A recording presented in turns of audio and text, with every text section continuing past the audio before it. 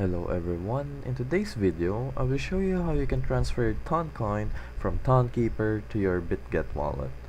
So first, you want to select Toncoin on our Tonkeeper wallet. And then after that, you want to click on Send. After clicking on Send, here it will drag you here, so we need to get the wallet address of our Bitget wallet. So we want to head on to our wallet and then just click on Add Funds.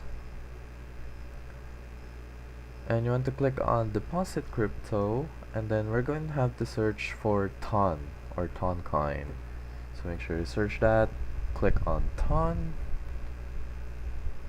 There we go. And then we're gonna have our wallet address, so we just want to click that clipboard so we can copy it. There we go. And then we want to get back on our Tonkeeper to paste this address we copied.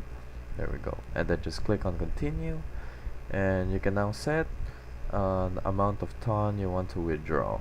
So that is how you withdraw or transfer your TON coin from Tonkeeper to Bitget wallet. Thanks for watching.